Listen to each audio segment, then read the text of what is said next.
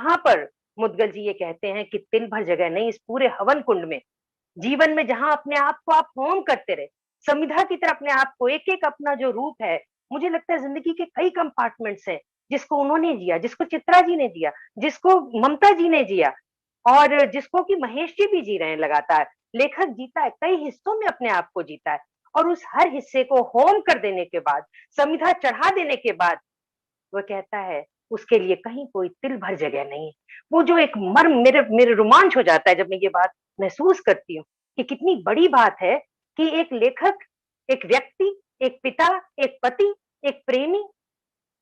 पूरी अपनी जिंदगी जी लेने के बाद, अपने आप को होम कर देने के बाद कहता है कि जीवन के इस हवन कुंड में तिल भर जगह नहीं। ये बहुत ही बड़ी बात है। और वो बाद में ये भी कहता है, एक अपनी और रचना में वो ये भी कहता है कि ये मेरी नहीं, ये हम सबकी आप बीती है। तो अपने को पूरी समग्रता के साथ जोड़ना, ये इस किताब की बहुत बड़ी विशेषता है, और इस व्यक्ति की बहुत बड़ी विशेषता जाते हुए मैं सिर्फ उनकी उस छोटी सी बात को, सफरनामा जो उन्होंने एक लंबा समय चलाया और उसको जिस तरीके से वो अपने ढंग से गढ़ते रहे, उन्होंने नए जो रचनाकार थे, नई कहानी के साथ-साथ नए कहानीकारों के लिए जो जगह बनाई, जब वो व्यक्ति खुद कहता है कि भई दिल भर जगह नहीं, मैं समझती हूँ यहाँ आकर के वो उस यात्रा को विराम देता है, और फिर वो कहता है कि नहीं, अगर तुम्हें वो एक शेर है ना कि मिटा दे अपनी हस्ती को अगर कुछ मर्तबा चाहे,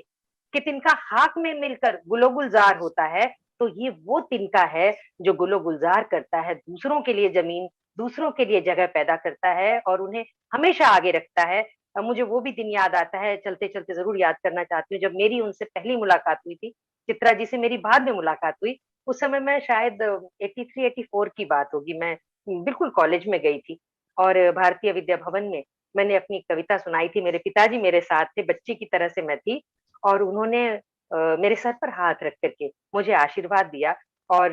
मेरे साथ मेरे पिताजी खड़े थे, उन्होंने कहा कि आपकी बच्ची है? उन्होंने कहा जी मेरी बच्ची। उस समय सारिका के संपादक थे और बहुत बड़ा उनका विराट व्यक्तित्व, और जो उनकी छवि थी, जो वो दिखते रहे हमेशा, तो वो सब कुछ कुल मिलाकर के एक ऐसा भव्य व्यक्ति सामने खड़ा था, और उन्होंने मेरे सर पर हाथ रखकर मेरे पिताजी से ये कहा कि ये बहुत आगे जाएगी, इसके अंदर बड़ी प्रतिभा है, क्षमता। उसने जो मेरे भीतर एक तरह का आत्मविश्वास भरा, वो सिर्फ मैं नहीं थी, वो अलका सिन्हा नहीं थी, वो पूरी जो एक नई पीढ़ी आ रही थी उनके भीतर आत्मविश्वास भरने का काम, चाहे सारिका के माध्यम से, चाहे अपने वाचन के माध्यम से, अपनी उनके भीतर का कवि, उनके भीतर का व्यक्तित्व लगातार करता रहा। और जिसने ये कहा कि जहां-जहां अंधेरा है और जहां-जहां रोशनी, मेरा प्रतिबिंब है। मैं दोनों जगह उस प्रतिबिंब को नमन करती हूँ,